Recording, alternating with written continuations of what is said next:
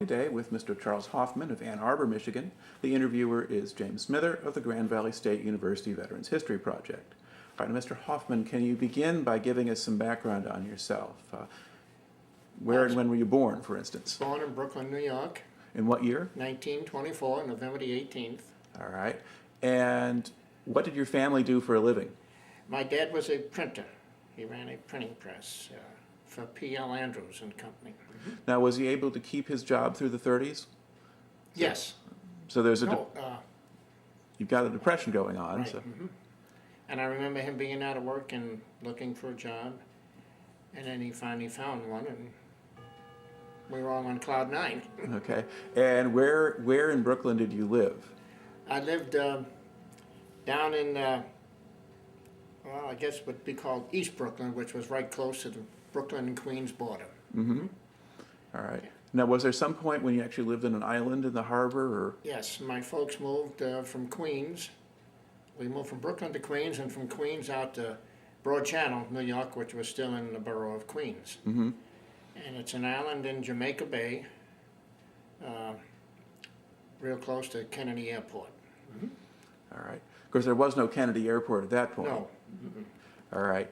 Now, what was it like kind of growing up in New York in the 30s? What do you remember about that? Well, I wouldn't say dead-endish, dead-end kids, but you played in the streets, you went to school. When you came home, you had maybe a glass of milk and a cupcake or something that Mom baked, and you put on your street clothes and you went out and played. Mm-hmm. Whatever was in season, basketball, football, or roller hockey, or things like that. Right. Now, did you go to movies much or things like that? Or? If you went to the movies, you usually went on a Saturday afternoon, which I think at that time was 5 cents or 10 cents for a double feature, plus a coming attractions and a comedy. Right. Okay. I mean, like a cartoon or? Right, a cartoon. Okay. All right. Now, do you remember hearing about Pearl Harbor? Oh, yes. And or how did you hear about that? Or? Well, I was living in Broad Channel at the time, and I was playing football for what they called the Broad Channel Nut Club. It was an athletic club. Mm-hmm. And we heard about it. People had portable radios then. And I remember how we stopped playing and how mad everybody got. All right. Now, how old were you then? Were you like 16 or 17? Let's see, I was in 41. About 17? Yeah, because it's December 41, so yeah. All right. Now, at that point, did a lot of the guys that you knew go off to enlist right away? Oh, yes. A lot of fellows enlisted, and living on a small island where you knew everybody, you knew fellows were going into the service left and right. All right. Now, did you want to go enlist right away, or what was your view then? Everybody wanted to go. But you didn't enlist right away. No, my brother did, and I went down and took the physical and passed, but my mom and dad wouldn't sign for me because I was still underage, Right. because my brother was already in the service.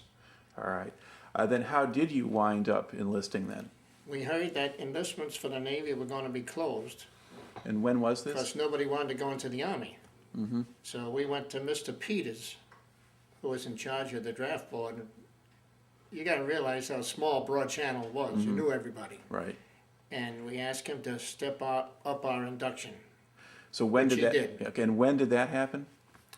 That in was 43 or? April, I think April 7th of 43 is when I went in the service. All right. And he stepped up our induction. There was 5 of us. I know them all by name. And 2 of us got in the Navy, and the other 3 wound up in the Army. Mm-hmm. Now, why didn't you want to go in the Army? One reason, I always liked the water. We were born and raised on the water. I liked the water. And I knew it would be a cleaner life than it would be in the Army. Yeah, you probably got better food too. Better food. Oh, yeah. All right. So you enlist. Now, once you enlist, then where do they send you for training? I went to Sampson, New York, which is up by Geneva. Sampson Naval Training Station. Okay, so that's where in New York is that for people who don't know? Up in northern New York. Okay, up in northern New York State. So you go away from things like the ocean then.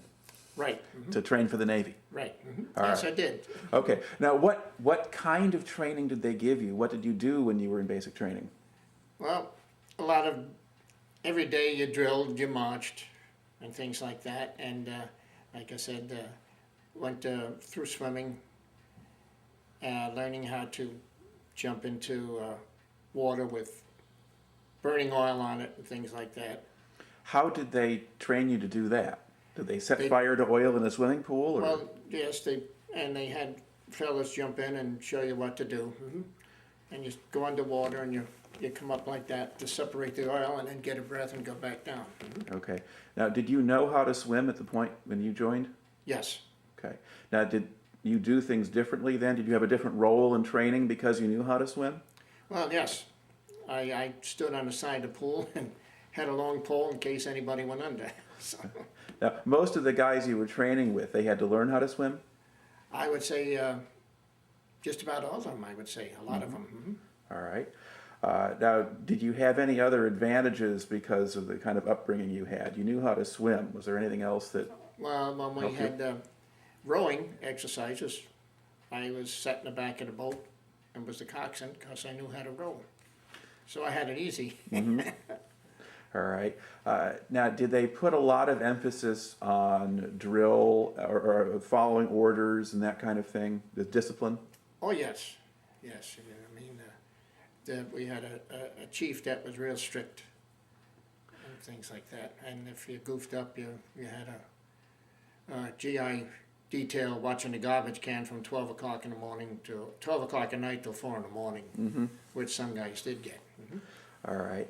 How did you adjust to the discipline? Did you learn that quickly and catch on? No.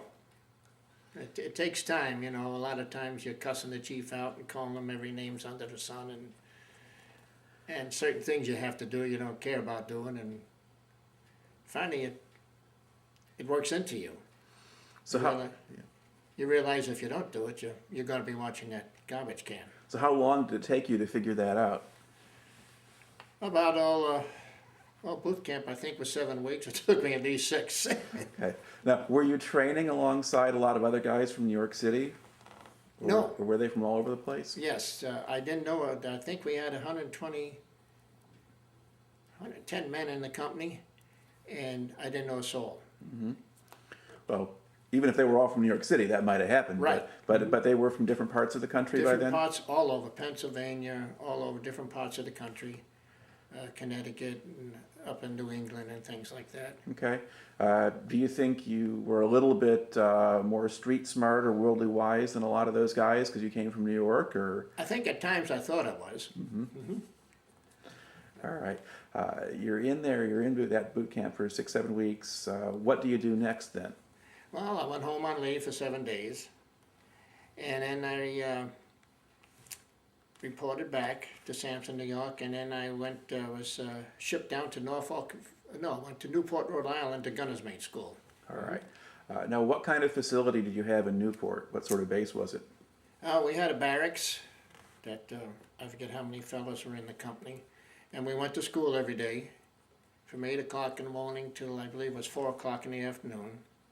And you were taught all the different type of guns. It was 16 weeks, and you went from schooling on every gun that the Navy had, plus depth charges. So everything from battleship guns down to machine guns and Right. sidearms? And, Right on down to small arms. okay. Well, what kind of facilities did they have to train you to use those weapons? Do they actually have them there at the base? Some, but not very many. And regular classrooms with backboards and just like you would go to school. All right. Now, did you do target practice with some of the naval guns? Yes, Yeah. with 20 millimeter guns. And that was about the largest one that we practiced with. Okay. And were you just on a firing range, or were they? Yes, it was on a firing range. In school it was, yes. Now, did you have any moving targets, or were you just shooting at things on the ground? They had moving targets, airplane towing a sleeve behind it and things like that. All right. Well, how would they know who would hit something? Were they just watching from the ground, or? Just watching from the ground, especially if it was a stationary target, then they could tell. All right. Now, were you good at it? Did you become an effective gunner, or were you just like the rest of the guys? Just like the rest. Nobody was a Sergeant York. All right. So you're in there. Now, what time of year was it that you were in Newport? Was that middle of the year then? Or? Yes. Okay. Now, at this point in this stage of training, did you get any time off base? Could you go into town or anything like that? Yes, we had Liberty. We would go on Liberty and go into town, things like that. But when you went on Liberty, there wasn't much to do, to be honest with you. So Newport wasn't the same kind of resort town it is now, or? Probably not. So there There was wasn't very much to it. yeah, there were the big houses the rich people had, but you didn't go there, I guess. Right, no. You went to the taverns. Yeah, not a lot else. Okay. Where did you go then after gunnery school? At the gunnery school, I went down to Norfolk, Virginia. All right. And in there, I went into what we called training to go aboard ship. Okay. And what would that consist of? Almost a lot of it was basically the same thing that you had in boot camp.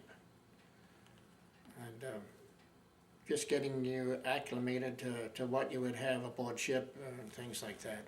Now, since you were at an actual naval base there, did you go on Right. board some ships? And Yes, we went aboard the New Yorker, which was a battleship, and done some firing off of that. And that was about it. all right. Now, how long did you spend down there? Oh gosh, I got that written down. Well, was it weeks or months or? It was quite a few weeks. Now, were you there until you got assigned to a specific ship? Yes. Okay. Yeah. And then, well, what can you tell me about that particular area? Because you would have some liberty and that kind of thing. It's a very big naval base. How was it different from Newport? Well, it was Norfolk, Virginia. Went out on Liberty, and at that time the blacks sat in the back of the bus, and I remember getting on a bus and sitting in the back, me and a couple of the other shipmates, and everybody turned around looking at us as if we'd done something. We found out you don't sit back there if you're white, you sit up front. All right. That was the first thing and it bothered me. Well, had you heard about that kind of segregation I stuff hadn't before? heard about it. So growing up in New York or whatever, it Right. just wasn't something Yeah, I mean, you knew about. I went to school with blacks, and things like that. It didn't bother me any. And the other two fellows were from New Jersey, so they didn't know any better either. Right. Okay. Now, were there a lot of bars and things like that kind of catered to sailors, or Oh yeah, all over Newport. well, or Norfolk now? Norfolk, right? You'd go out on Liberty and maybe go to a picture show or the USO if you like to dance, which I did, and things like that. But mostly, you really didn't know what you were going to do. You just done whatever came up. All right. Now, during this time, did you get to go back home at all, or did you just stay down there? I had a 72-hour pass at Christmas. Christmas Eve day, I had 72 hours to get home to New York and back. All right. And did the trains work well enough that you could actually get up there and spend some time at home before you had to go back? Just about. All right. Now, what ship did you get assigned to? USS Garfield Thomas, DE 193. Okay, DE. That's a destroyer escort? Right. Okay. Can you describe the ship physically? It was about 306 feet long, I believe, and beam about 36 feet.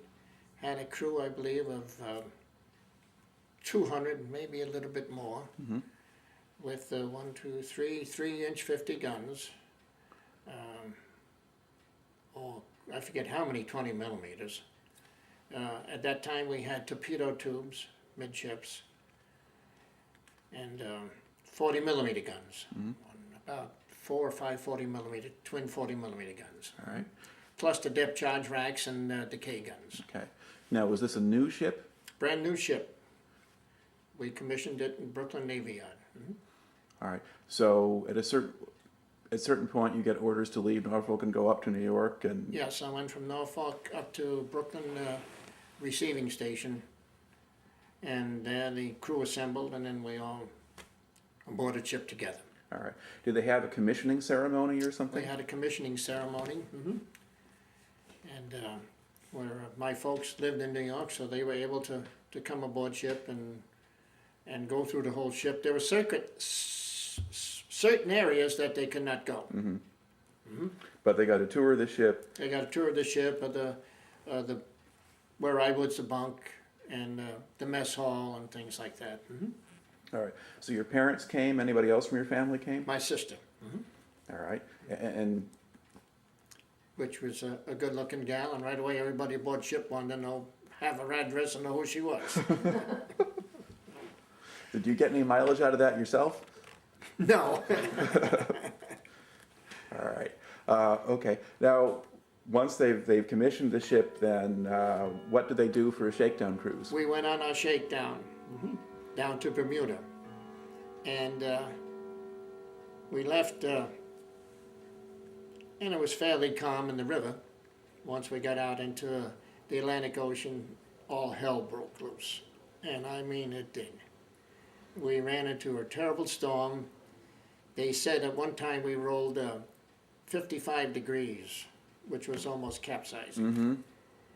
Everybody on this ship was sick because nobody had had sea duty except some of the chiefs.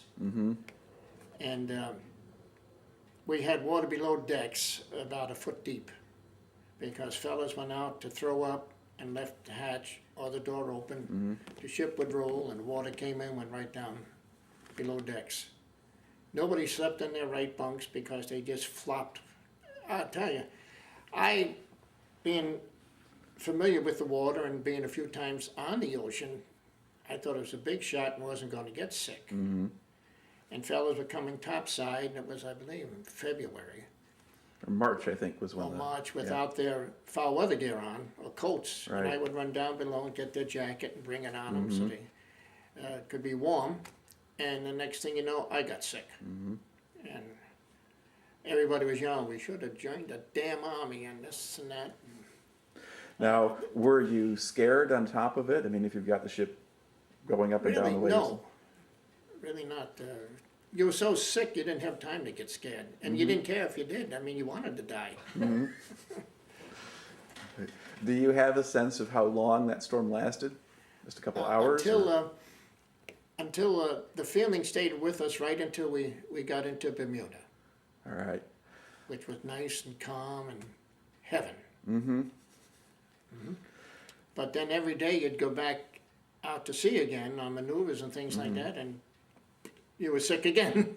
Okay. Now, how long did that last for you? How long did you keep getting sick? Finally, when we started back to Brooklyn Navy, I was a home base, so we started back to Brooklyn, you finally started to get over it. All right.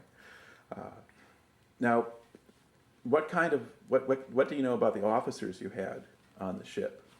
Some of them were great, and some of them were, I don't want to say what I thought they were. Now, were any of them old Navy men, or were they mostly people who were nearly as new as you were? The captain was an old Navy man, and the rest were just as new as I was. They were sick too. Okay. Now, what's your first regular assignment? You've come back from your shakedown crew. Where do you go first then from there? I believe it was down to Recife, Brazil. Okay. Now, what was that trip like? That was fine. Well, now and then we picked up subcontacts and things like that, and Brazil at that time was a neutral port. They were not involved in the war. And from there we came back to Brooklyn. Now, did you go down there on convoy duty? Or? We took some ships down there because that was a neutral port. All right. Now, you said you had subcontacts. I mean, what would happen if somebody detects a sub or? Well, we depth charge. And depth charge, and like I said, cuss them out and want them to surface. Now, during that first trip, did the subs actually attack, or did you just think you located them? We just located them before they could attack. I mean, that was our purpose. Okay. Now, do you have a sense of how large the convoy was? Was it a small number of ships? Or? Oh, yeah. At that time, maybe about 15 ships, I believe. Okay. And then how many escorts? There were 6 of us in a division. Okay, so you had a pretty good-sized escort force for a Right, convoy yes, of that size, and not easy for a submarine at that point. No. You had a certain area that you patrolled, zigzag back and forth, all the way to your destination. And you were not allowed to leave that section that you were in charge of, or your ship was. Right. Because at times, what had happened early in the war, an escort would leave that ship to go out after a sub. And then there'd be other subs just lying there and wait, and then they could send their torpedoes right into that opening or go into that opening themselves without being detected and sink a lot of ships.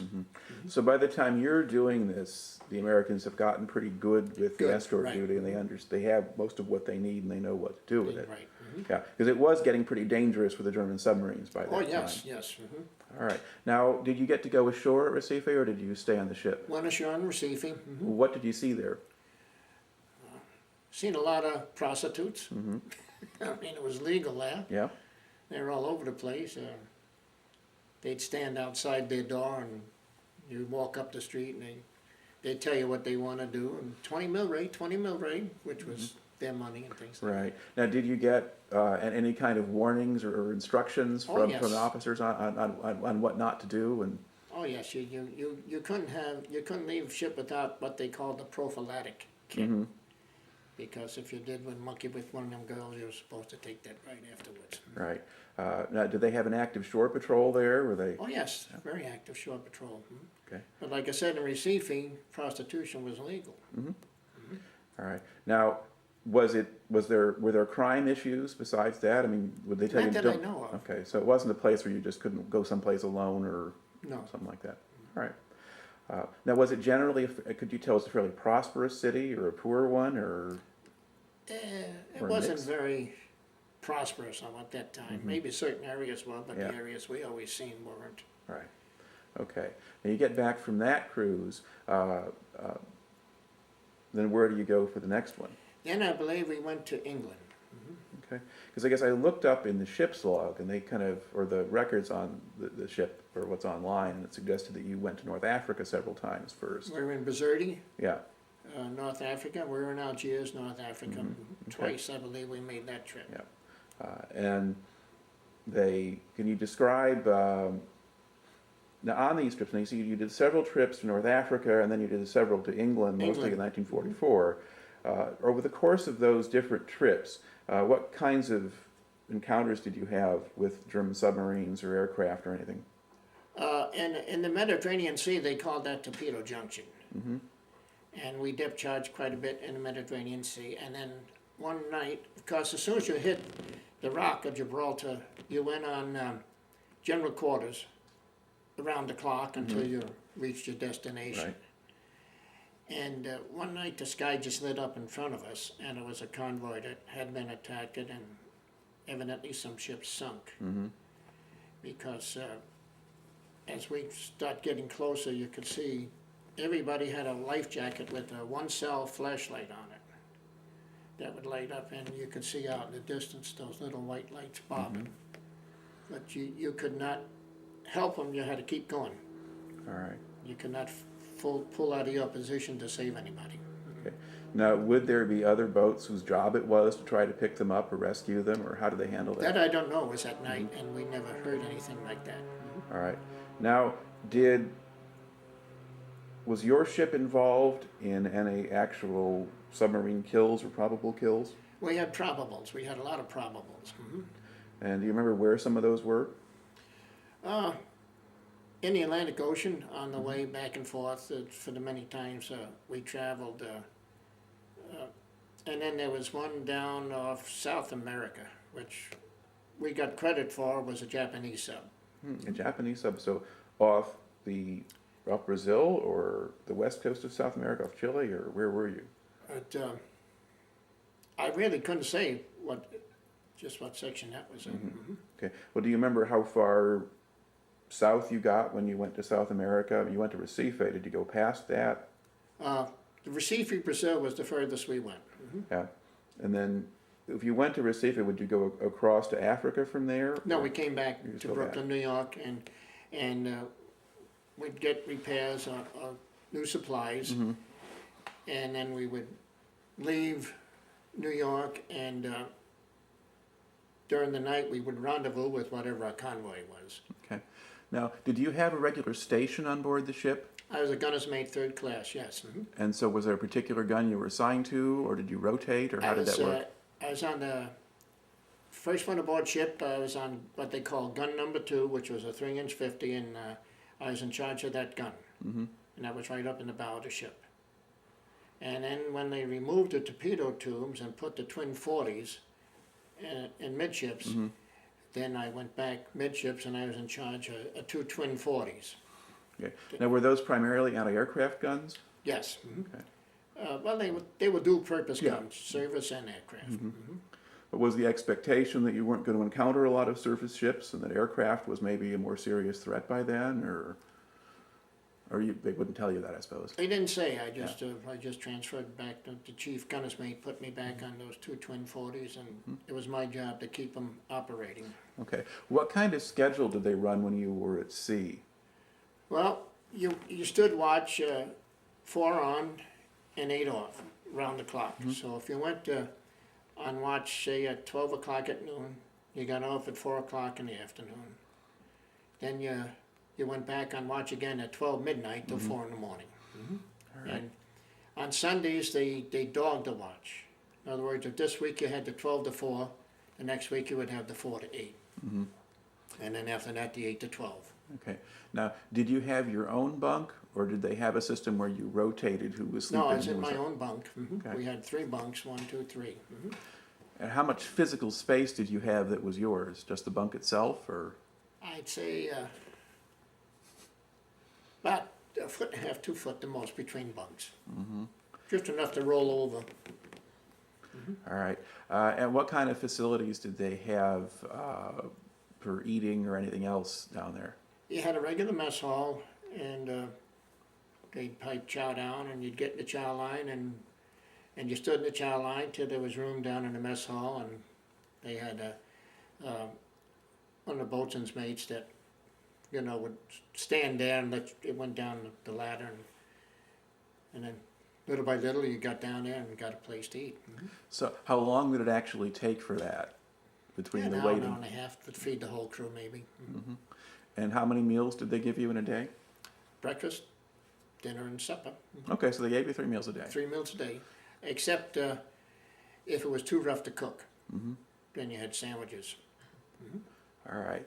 Now, aside from that first storm that you encountered on the shakedown cruise, did you have some other big storms that you had to sail through? Oh yes, yes. Almost, I would say on almost every trip in the North Atlantic.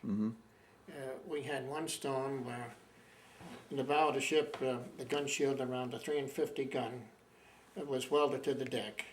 And we had such a wrong storm that shield was pushed back, and we had about a foot gash in the deck. And the bow of the ship, the paint locker was right in the bow of the ship, and that had a waterproof hatch on it. And the paint locker filled with water. And we couldn't keep up with the convoy, and so the convoy went, and we were on our own. We even lost our sound gear, and we finally limped back into Brooklyn Navy Yard. All right. Now, did you ever lose any men overboard? Yes. Can you tell us something about that? Well, my buddy aboard ship, he lived in Ann Arbor, Michigan, and I got to know him. He was among machinist mates in there, and they changed our Liberty sections. I stayed in the same one, and he got changed, and he used to go on Liberty with a fella from Wall Lake. And I met him one day because he used to come up on the boat deck and study while I was working on my gun. Just a lot of guys use the boat deck for things like that. And he said he talked about going on Liberty, asked me what section I was in, and I told him, and so he started going out with me and fellows from the O Division, which was the Ordnance Division. And then one day we had ship service, which was like a little where you could buy your candy and cigarettes and things like that. And that wasn't open every day, just certain times during the day. And I was in line to get a couple of Cokes, and he was on the handrail, or the lifelines they call them. I guess the turnbuckle parted and the ship rolled and he went to grab it, down it went, and he went over the side. And he was drowned at sea. Now, did the ship make any effort to stop or pick him up? Yes. Okay, so you did look for him. Yeah, the ship went back and the captain ordered everybody to stay where they were, nobody to go in the water. If they would, they'd be court-martialed. And he was in the water and he was out off the port side, I remember that. And the next thing you know, he was real close to the starboard side. And the pharmacist mate was there and he said, come on with me and we'll get sick bay ready. So him and I went down below decks to get the sick bay ready and nobody showed up. But they didn't try lowering a boat to get him or anything else? That's why the captain of the ship at that time, as soon as we got into San Diego, was removed from the ship because he should have lowered the whaleboat. Okay. And all the other ships in our division, I guess, verified that. In fact, one of the ships wanted to lower their whaleboat, and he said, didn't need it. Okay. Now, when was this in terms of the career of the ship, or where were you when this We were happened? on our way to the Panama Canal. So this would have been in 45 after you'd done all the It was down in the Atlantics? Caribbean Sea. Okay. It was, let's see, it was June of 45. Yeah. Okay. Now, was this the same captain that you had had during the earlier runs? This was the executive officer who became captain. So the original captain you had, was he... Left the ship. All right. But was he somebody who was a better officer than this fellow, do you think? I think so, yes, definitely. All right. And was this officer somebody who was, again, someone who had been new to the Navy in the war? No, he had been on the ship since the commissioning. Yeah. But, I mean, was he a younger man or old enough to have been in the Navy? He was older than me, I know that, yeah. Yeah, he was old enough to... So, might have known better. He was a graduate of college somewhere. Okay. All right. Now, did you yourself ever see any German submarines or any signs of them? Or Yes. At times they serviced and tried to get our attention to come after them. okay. And like I said, we were not allowed to leave our position, so we would fire our main batteries at them, or whatever batteries could reach them. Right. And that was about the extent of that, you know. Now, did submarines ever get any of the ships and the convoys that you were escorting? No, that's what we were very proud of, that we never lost a ship. Now, when you were on the North Atlantic runs or the runs over to Africa, what kinds of ships would there be in the escort group? You Troop have- ships and cargo ships. And then what would be in the escort group? Would you have small carriers or All things? the destroy escorts. But did you ever have small aircraft carriers or things like At that? one time, we operated with what they called a CVE, which was a small aircraft carrier, as a killer group. And we went out looking for submarines. All right.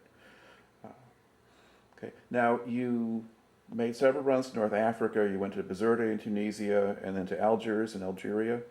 Did you stop at any other ports in North Africa, or are those the ones you remember? Well, we stopped at Gibraltar when we had a fellow aboard ship came down with appendicitis. And he was operated on aboard ship. It was a emergency operation because peritonitis set in. Right. And there's an article in that book I have with it. And I remember it was very, very rough when they operated on him. And I remember it because we were getting penicillin from another ship, and my special sea detail was the line throwing gun. In other words, it was a shotgun and shoot a line to another ship, Right. and then you get your breeches fully going, everything. Right. And I had dropped, I cut my hand real bad, and I was down in sick bay, and they couldn't get me out of there quick enough to get this guy in to operate on him. And I remember we let him off at Gibraltar then, so he could, I guess they put him in a hospital there or something. Now, what did the North African towns look like? Did you get to go ashore there, or did you stay on the boat? Typical Algiers, like you see in the movies, you know, things like that, and another prostitution all over the place, and of course, like me and the fellas I went with, I'll be real frank and honest, but that was the farthest thing from our mind. We were just kids yet. Right. The married men went for that. All right. Now, these were both places that were still French colonies at Yes. that point. Uh-huh. Did you see many French, either civilians or service people, or were they mostly Arabs? Or Mostly Arabs. In fact, we would tie our mattress covers around our waist. I did once, and go on Liberty, and the Arabs would buy your mattress cover from you for as much as $200. And what they would do, the bottom of the mattress cover was open, like you slipped over your mattress. They would cut a hole in the top and holes in the side, put their arms through in their head, and that was their dress. They went crazy for those mattress covers. So did you see a lot of people wandering the streets of You'd Algiers? see somebody wearing- walking down, you'd see the guy's name because you stenciled all your clothing. All right. Now, did they give you warnings in those places about what was safe or dangerous, or Oh, what yes, you could? yes, and they'll tell you to stay out of the red light districts and things like that. But were there also crime problems? Could you be robbed or anything else? No, I never had no problem. But they didn't warn you about that it Yeah. might happen? In fact, you'd go on Liberty in them places and you'd say to yourself, hell, we should have stayed aboard ship. Really. There was nothing to do, walk around and look at the people and especially down there in Algiers. And in England it was a little bit different. Yeah. What was it like in England when you got there? In England, at night, it was completely blacked out. Everybody was walking around with a flashlight. And the hardest thing to accept was seeing these little children walking around with one leg or one arm on crutches. And Right. I admired their spirit. Everybody was jolly all the time in England. Now, where did you go in England? Uh, You get pictures from Plymouth. It was in Plymouth and in England, Southampton in England. I think it was when Southampton we could get on the train and go up to London, which we did. And what did you do when you got to London? Went to the pubs, and I remember the first pub I went into, I went in and asked for a beer, and the bartender says, you want a pint or half pint? I just want a beer, pint or half pint. And we almost got into an argument until some other sailor said he wanted to know whether you want a pint or a half pint, and he explained what it was, what size glass. Right. Well, that's how I learned what a pint and a half pint was. Now, did they have the Red Cross or USO or things They like had that in Red those Cross places? and USO, and the only food you could get was fish and chips.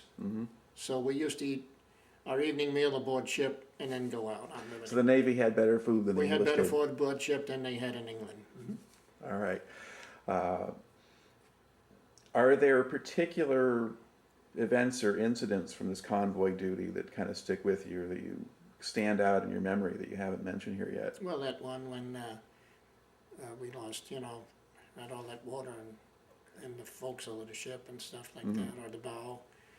And just different submarine attacks and things like that. And that one in the Mediterranean Sea where the convoy ahead of us were attacked. And the rough weather. The weather was rough and cold. Many times until I went on gun watch on my twin 40s when I was up in gun number 2, which was in the bow of the ship. The spray we'd be underwater so much it wasn't funny. Okay. Now, in rough weather, would the bow go way up and then down? Yeah, into you'd go up, and I remember times you'd look up and the wave would be maybe 30, 40 feet up there, and you'd just come right up to the top of it, and then the bow would just plow through and then go down, and then the fantail would come up, and the screws came right out of the Right. water, and then go back in. And it didn't. You think about that kind of thing from someone who hasn't been through it. You assume, well, again, wouldn't that be a frightening thing, or do you just get used to it? You've got used to it, and you'd say this SB at Rock and Dry Dock, and stuff. You cuss the ship out and say you should have joined the army and things Right. like that. And the spray would freeze right on your foul weather gear. And I was fortunate because my buddy was a motor mech, when I got off a watch, he would take my foul weather gear down into the engine spaces where it was warm, Okay. and it would dry out by the time I went back on watch again. Okay, because I was going to ask what we do to get warm or dry clothing and things like that. Well, I was lucky because he was a motor mech, and he would dry my clothes out down the engine spaces. Okay. Now, were there problems with people getting, not seasick, but sick otherwise from just the cold and the wet and that kind of thing, or do they hold up pretty well? People get cold, yes. Cold, and you got chilled right through the bones. And two people had to be on watch at all times. So we would take turns, a half hour, and then somebody else would get up. I think it's about maybe 8 men in the crew, and especially in the main battery crew. And if you weren't on watch, you could sit down behind the gun shield, and the spray would, but you'd still, water would be all over. It'd still get wet. You got wet no matter what. And cold, very cold, and custard shipped out. Now, do you remember hearing about the D-Day landings when you were Oh, yes, sailing? yes, yes. Do you remember where you were when that was going on, or? We were south of, well, off the coast, I guess, of Spain and in that area. Looking for subs, I mean. Right. And things like that. I mean, but other than that, no. Okay. And your ship was never assigned to support any of the invasions or landings or things No, like that? we were very fortunate. Did you ever go up to the southern French ports once those were liberated, like In Marseille? Cherbourg, Well, you went to Cherbourg. So you went to some of the Channel, the Atlantic ports. yeah. You went to Cherbourg, Le Havre, I think, was on there. Le Havre, yeah. All right. Now, what did those places look like when you got I didn't there? make Liberty. Okay. To be honest with you, a lot of times we stayed right aboard ship because the food was better. Yeah. Well, some of those places, Cherbourg and Le Havre, had a lot of damage in Right. there. But we weren't in Cherbourg. When on Liberty, only 2 sections of the ship could go on Liberty at a time. The ship was divided up into 1, 2, and 3 sections. And if your section didn't rate Liberty, you had duty aboard ship. And we weren't. I think we were just in Cherbourg overnight. So you didn't get aboard. Okay. Didn't leave the ship. Yeah. Now, what did the harbors look like when you went in those places? Were there At that sunken? time, you could still see the damage. Yes. And where we went in was repaired, so we, could dock. All right. Were there still sunken ships or things like that in different places, or was that pretty well out from where That you was were? pretty well taken care of. Okay. In Bizerti, there was still some. Yes. All right. Now, in 44, after you do the North Africa runs, you do a series of runs over to England and back, and then when the war ends in Europe, it's May of 45. Then what assignment does your ship get? We came back to the States. The torpedo tubes were removed. All anti-aircraft guns were put on, and we were sent to the Pacific All right. And then how did you get to the Pacific? through the Panama Canal. Okay. Now you talked about what happened to the ship in the Caribbean already on the way there. You replaced your captain. Do you remember going through the Panama Canal? Yes, And what- vaguely. It didn't make much of an impression on you? It or? didn't, just a kid, and we went through at night. Okay. So you really couldn't see all the No. locks and things like that all that well. No, All right. And then you get out to the Pacific. Now, where did you go once you got out? we went to San Diego, and then from San Diego we picked up a convoy, and I think we went to Hawaii, Honolulu, I think. And from there we got assigned to a convoy, and Okay. And- Now, was it in the Pacific where you crossed the equator for the first time? Or no, had we you crossed the equator in the Atlantic. you done that in the Atlantic? And did they have a ceremony for that? The Atlantic? Oh yes. Can you describe what they did for you there? Well, they soaked you good with the water hose, and you went up. You went on starboard side of the ship, went up over the boat deck, came down on the port side, and they put you. The stretchers were all metal, and they were hooked up with some kind of electrical current. Now, whether it was DC batteries or AC, I have no idea. And they would squirt stuff in your mouth that make you want to throw up, and they'd give you a shock while you were laying in that stretcher. Okay. And then after that, they would paint stuff all over you, and the barber would cut your hair. Some he'd really give you a haircut. I guess he liked me because he just nicked a little bit out of mine.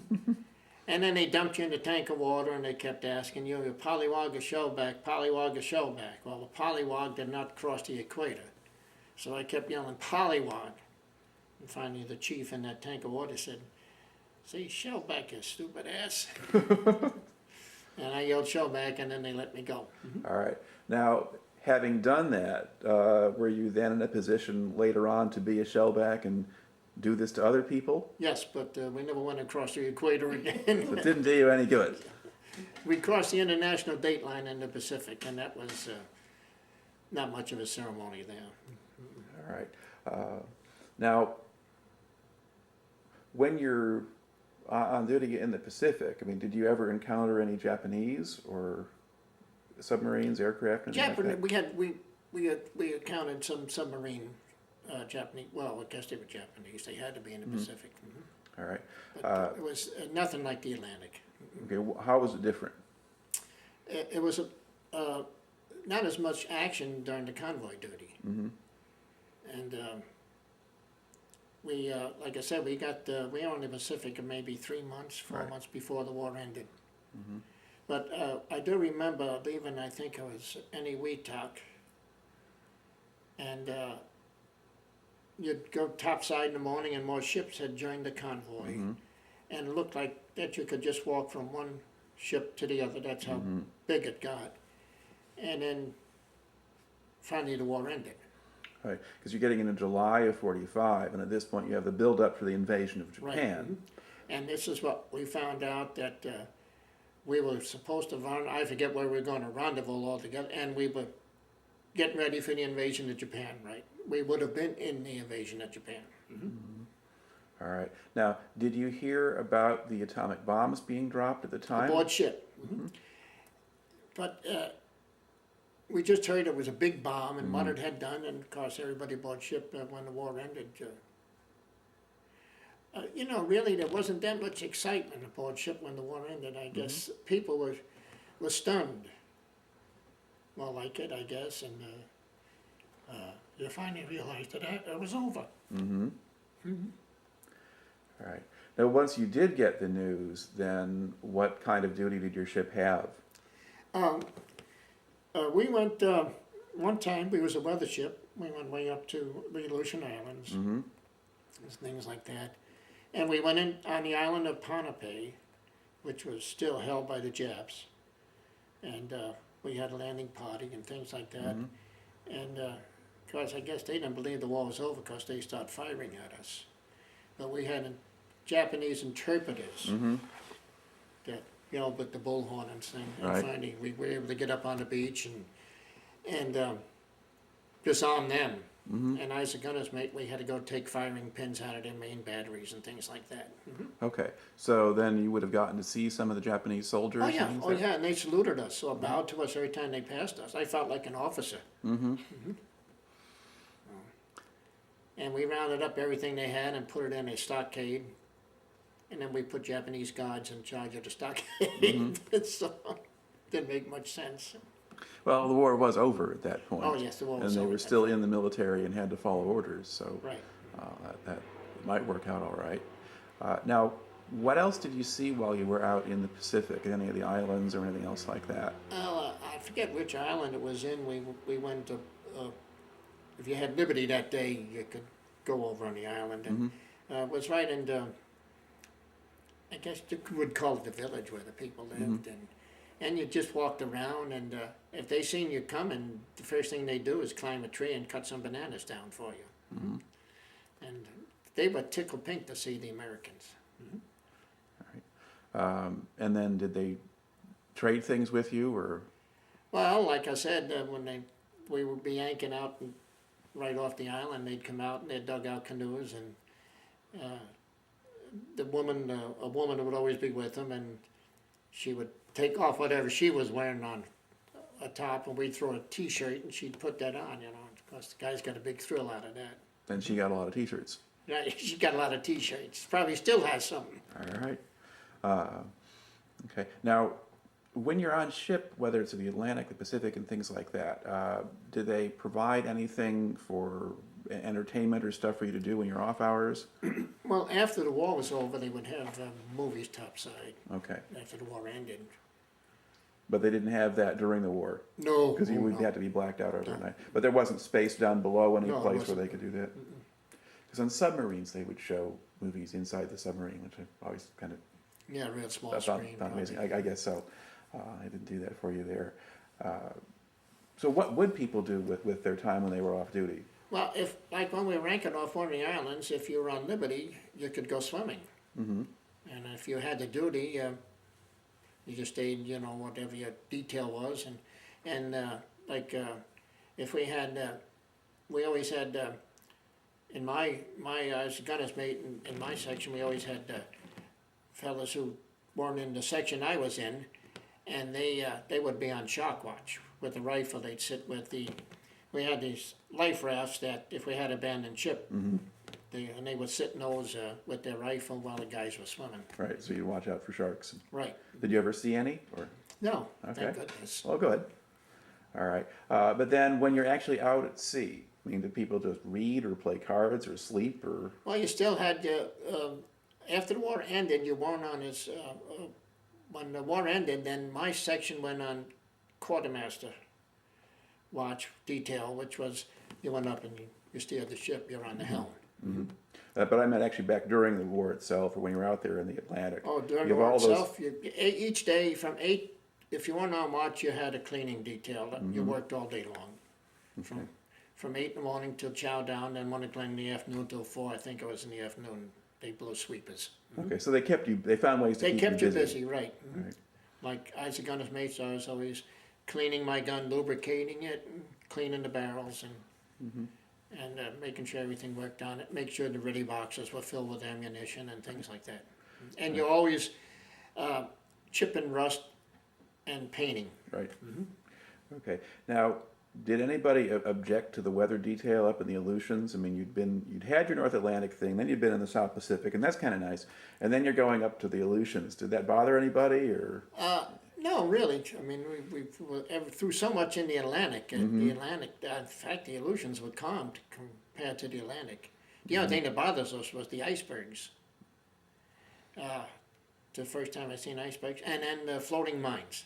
Okay. I was on the helm one day when they spotted a floating mine, and the officer today was giving me 0 right, so many degrees, 0 left, and I remember thinking, boy, if we hit that sucker, I don't want to jump in the water here. Yeah. And Won't last too long. finally, a regular quartermaster came and relieved me, and he took over, and I was tickled pink. Right. How hard was it to steer a ship of that size? Oh, no problem at all. It was very, just like power steering. Okay. And then, did they have like a big old wheel, or? Yeah, big wheel. Okay. And you had a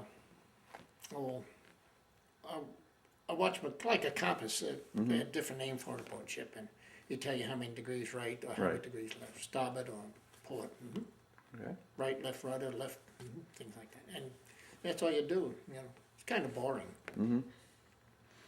All right.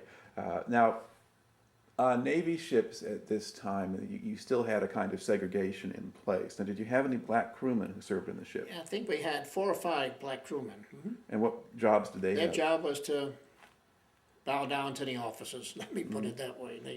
They took served the officers' chow, cleaned up their mess. I think they even made their bunks for them. And were they kept in separate quarters, or how did that? No, they were back. My quarters was aft, and they were in that same section of the ship than I was. I was on the port side. They were mixed in with the rest of us. So But they stayed pretty much to themselves too at times. but there's sort of limits to how They much took care segregation. of the laundry and things like that yeah. too. But there are probably limits to how much segregation you can have on a ship that's that small. No, you can't. I mean, they used the same showers and the same head as we did, or the bathroom. Right. Okay. Now, did you have, aside from the one fellow that you mentioned who went overboard, did you have particular friends that you made while you were there? You kind of hung with a lot, or? Well, the guys in my crew, like Tom Seltzer and Conrad and Earl Butler, and the fellas right in the Ordnance Division, which what I was in. Right. You kind of stuck together, you know, all the time. So those are the guys you served with on watch Right, and, yeah, and that and kind you of worked with all day long and stood watch with and things like that. thing. All right. Now, when did you then get back to the States? Was it, I got back to the States in, I believe it was March of '46. okay. And then you're discharged at that time? Yes, I went to Lido Beach. I went to Brooklyn Receiving Station, and you had to look on a bulletin board every morning to see if you were on a draft to go to the to separation center. Mm-hmm. And I bumped into a fella that I was in boot camp with, and he was a boatswain's mate, and he was in charge of military police there. And he got me a Liberty card, so all I had to do was, I went home because where my folks lived. Mm-hmm. I'd come back in the morning, look on if I was on the draft.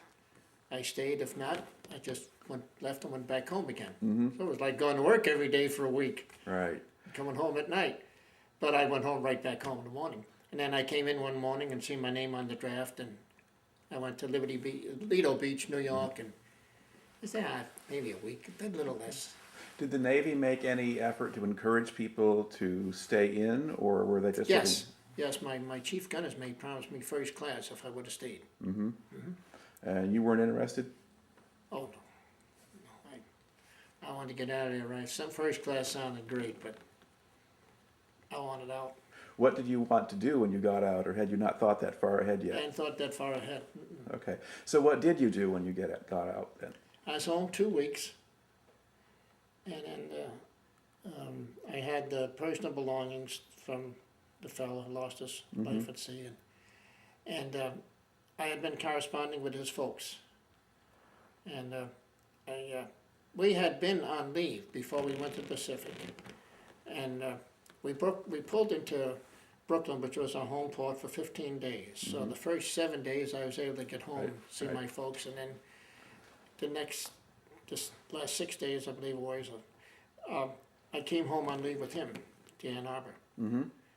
And so I got to meet his sister, and I corresponded back and forth with her after he lost his life. Right. So I was home 2 weeks, and I boarded a plane, and I flew out to Detroit, and she met me at the airport with two of her friends, Lefty Bemis and Della, and I went to his house. I remember that. I remember going in the back door. His mother was in the kitchen. His mother had not seen any of his friends at all. And then when I came home, I was the first one she seen. And I remember his dad I could hear his dad running from the front room through to the kitchen to come greet me. And so he kind of asked me what I was going to do. I told him I didn't know. And he said, why don't you stay here? He had a job for me, and so I stayed there and dated their daughter, or his sister more and more. And I finally asked her to marry me, and I stayed right there in Ann Arbor, in Michigan, and went back home again. All right. Now, what kind of work did you get into then? At first, I didn't know what I wanted to do, and I was in construction work as a laborer. Mm-hmm. And then I went to the friend, a very good friend of the family's. In fact, he was in the wedding, and his wife was my wife's maid of honor. And he says, why don't you go to the phone company? So I went to the phone company, I took the test and was hired right away. And I wound up working for AT&T then for 35 years. All right. Now, aside from putting things in motion that got you married and moved to Ann Arbor, how do you think your time in the service affected you overall? How were you different when you got out than when you went in? I wasn't a spy. I wasn't the wise guy I was, let me put it that way. It wasn't the New York was out of me in a way. And getting out to Ann Arbor or to Michigan, it was such a different life. I mean, there was trees all over the place. And it was a college town, and lots of sports, which I loved, was interested in. And it was just a different type of life. I mean, I could see it right away. I mean, it wasn't the hustle and bustle of fighting your way on the subway and this and that like you do every day in New York. And it's just a different type of life. Picnics. I went on my first picnic, and things that I never dreamt I would do. All I right. learned to hunt, which I didn't do in New York. I went hunting for pheasants and deer and small game. And Yeah, New York is squirrels, pigeons, and rats, I guess. yeah, Yeah. yeah. All right. Did we leave anything out here? I think you've just got some fun stories too. I mean, There's the McHale's Navy stuff, like the board behind the ship, and you traded for one of those little canoes. Oh yeah, I traded one of the natives one of those outrigger canoes. I think a shirt, regular dungaree shirt, Right. and a couple of bars of soap. And I had it, tied right to the ship. And if you raided Liberty, you could get in, you paddled all around the ship and this and that and everything. No. But could you take it with you once you I left couldn't. No, harbor? the captain had one. He took it with him. Yeah. So, but it was kind of fun to have that for a little while and things like that. and then weren't you the ship's diver? Did you have diving competitions? Oh, we had 6 ships in our division. Well, our ship had a race between the divisions aboard ship, and I swam the backstroke, and they took us out in the whaleboat, and we hung on the side of the whaleboat, and then we swam to the ship, and I remember, swimming and thinking of sharks, and next thing I know, everybody at the ship was yelling, "Take your time, take your time." And I got back aboard ship, climbed up on the deck and looked, and the other guys were still way out there, because I backstroked in high school, and I was way out front. But it was on a Sunday afternoon, I had a big meal, and the swimming was right afterwards, and I remember I got so sick I threw up all over the place. All right. At this point, okay, we were going to fill in some more miscellaneous details of the story. You were talking about being in a swimming competition and swimming the backstroke and so forth, and basically you swam really fast to get away from the sharks and Well, regretted it later. There wasn't any, but Yeah. I thought of them, and I swam like I had an outboard motor between my legs. All right. Now, did you also do diving off of the ship? If like we would be anchored off an island, and like I said, 2/3 of the crew would be on duty, 1/3 would be on liberty. And if you raided Liberty, the only thing you could do is go swimming or just do what you want to do aboard ship. Everybody went swimming, and Conrad and I used to go up and dive off the bridge of the ship. And how high was that up off the water, do you think? 25 feet, maybe 30 feet. All right. I really never checked it out. Now, was that a wise thing to do? Now that I think of it, no. All right. Well, did you get hurt doing it, or? I hurt my. Well, a lot of times when I dive, I'd get a pain in my back, and I think that's what bothers my back today. All right. And then on the islands and so forth, you mentioned the natives going and climbing banana Yeah, trees. the or whatever. natives, they'd see us coming, they would climb. One of the first things they do is climb a banana tree and cut down a whole bunch of bananas and take them in and bring them on what they call the Right. plate. They want you to have the bananas. They were so happy to see us Right. because the Japanese had governed them for so long. So they were not very good guests, I guess. No. Okay. Did you also try tree climbing yourself? Yes, I tried it. Because I guess you've got pictures of yourself up a coconut tree, I Yeah, think, or it's something. the tree, they don't go straight up, and they're very simple to climb. No problem to them at all. All right. Another thing that you had mentioned off camera was when you were in the Atlantic, there was an occasion when you were actually trying to fight a German submarine right off New York Harbor. Right. I live right close to the ocean now. And we were depth charging one morning between 7 and 8 o'clock in the morning, I remember that. And I raided Liberty that night. And I went home for Liberty and found out. My mom said, she brought that up. She said, "Were you guys depth charging this morning?" And she told me what time. I said, "Yeah." And she said, my dad was having breakfast and heard the depth charging, and he said, "Charlie's coming home." And it happened to be us. That's how close it was. So your convoy was coming into New York? We were coming into New York. We picked up a subcontact. And Okay. So they really hadn't known. It wasn't like you were based in New York and went out to go find a submarine. You no, were just we were coming just back on our in. way in, If you came in, they closed the nets at sundown in New York Harbor. And if you came in after sundown, you couldn't get in. You had to just keep going around in a circle. They close in at submarine nets? Yeah, submarine nets. In fact, there was one destroyer early in the war that didn't properly do what he was supposed to do, and it was sunk right out of New York Harbor there. He was sunk by, It's a Japanese, by a By the German, German sub? submarine. Okay. all right.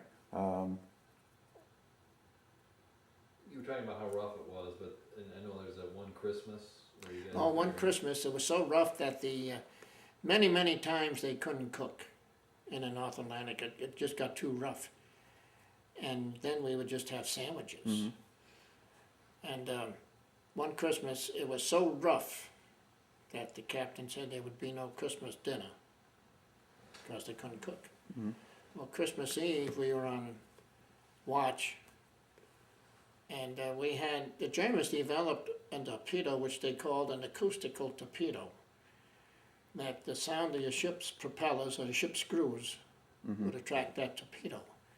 Well, we had an acoustical torpedo gear, which consisted of an abandoned ship ladder, which is all metal, and I think it was a 60-pound weight that we dragged behind our ship.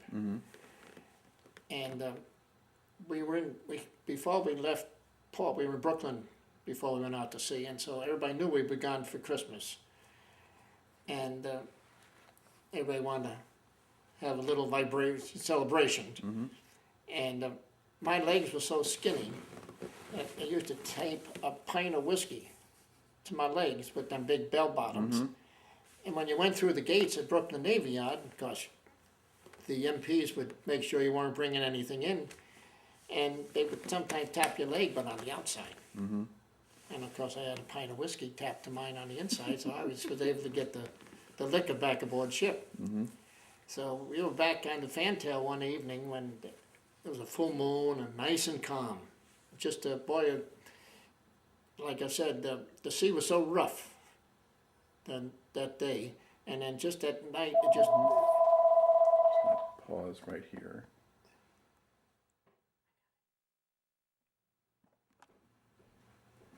Okay. At night, it calmed right down, and fellas in the O division, we met on the fantail, which is the rear of the ship, and had our drinks with us, when all of a sudden that torpedo gear blew up. And we all went to general quarters right away, and we never did get a contact on the sub. And then we secured. And it stayed fine that way, just as calm as could be. So Christmas morning, they were able to cook. So we had Christmas dinner, and about 3 o'clock in the afternoon, all hell broke loose again. So it's just like somebody was watching us. Right. We had our Christmas dinner, got through that, and then we went through the rough seas again. Okay. And then what did you call the ship, or do you have any kind of nickname? A sheet metal canoe. We say this SB would rock and dry dock. And I believe it would have. Did you also mention about having to strap into your bunks? Yes, it would get so rough, you had 2 straps, you put one across here, one across your legs, so you wouldn't get thrown out of your Right. bunk. And if you did get thrown out, you were in trouble. Because we had one fella broke his leg, and so he could not go to general quarters. So he was no use to the ship, really. And I forget what his punishment was, but he Well- had a captain's mass for it. Okay. But they didn't just put him ashore someplace? No, and no, he no, no. stayed with the crew? Yeah, he was probably restricted when you pulled into port, maybe liberty, 2 or 3 liberties or something like Right. that. What about the design, or why was it designed like that? Why did it rock so much? Well, it was designed to combat submarines and to sit right on top of the water. Because the story we got, whether it was true or not, that a torpedo had to stay at least 8 foot below the surface to keep a true course. Otherwise it'd come out, And so we just sat right on top of the water for that reason. And we rocked and rolled and dipped and dived and everything. And Yeah. But it must have been pretty well designed if it never tipped over. no, that's it.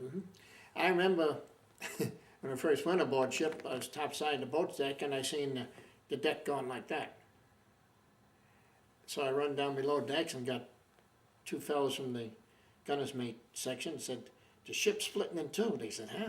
They said, come on, I'll show you. So I took them topside and they seen it too. We run and got the chief gunner's mate right away and took him back there and he laughed so hard he almost fell over. It was expansion plates. Mm-hmm. If you didn't have them, the ship would split in two. Right. And we didn't know that. And he just laughed and laughed and laughed.